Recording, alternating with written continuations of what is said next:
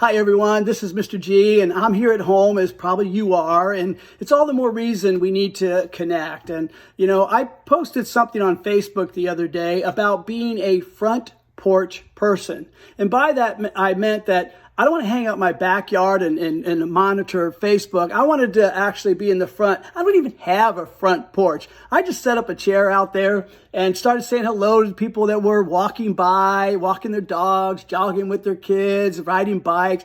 Everybody was friendly, neighborly, and wanted to connect because we were built for community. And I think that's a good part of this isolation that's coming out of this, the need to connect, which is why I want to share with you a devotional today.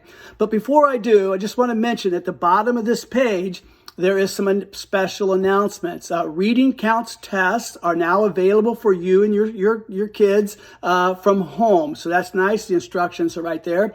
Also, we started a kind of a storybook adventure called Pass the Story. We emailed that to the families, and it's also on Facebook, where I started the story, and the kids can submit video entries, and they can write chapter 2. We'll watch that grow and see. I think it's going to be pretty epic in the end. My devotional thought is coming out of Psalm 139, verse 17. It says, "How precious to me are your thoughts, God. How vast is the sum of them. Were I to count them, they would outnumber the grains of sand." And when you think about outnumbering the grains of sand, God's thoughts to us are basically, you can't count them.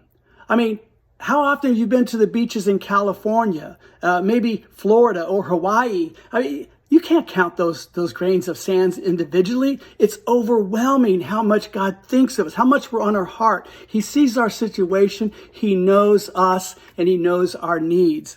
And it kind of also thought about how big that number is, how often he thinks of us, as even in the Sermon on the Mount, when Jesus talked about how much our Father sees every time a sparrow falls to the ground. Well, that word falls to the ground is often interpreted as every time a sparrow lights to the ground. In other words, every time it hops along, every sparrow, every hop, God sees and knows every one of those. And Jesus said, "And how much of value, more value are you than a sparrow?" So we can be encouraged about, God knows us. He sees us. His thoughts are never ceasing. And that brings me to the closing thought about God's watching over us and his protective eye.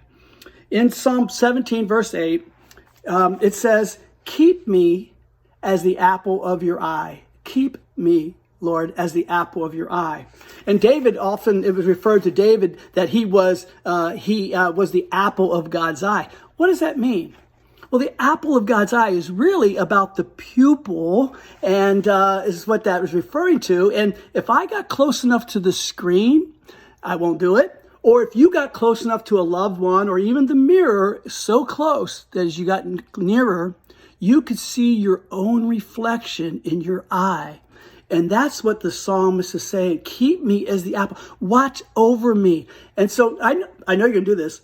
You're going to go to the mirror tonight, or you're going to do with your spouse or somebody. You're going to look and you're going to see that. And when you do, just remind that's how much God, how closely he peers into your affairs, and he knows. And he's going to make sure that everything works together for good, for his purposes, for his glory, and for your benefit. And so I encourage you, be blessed. And we'll be talking again soon.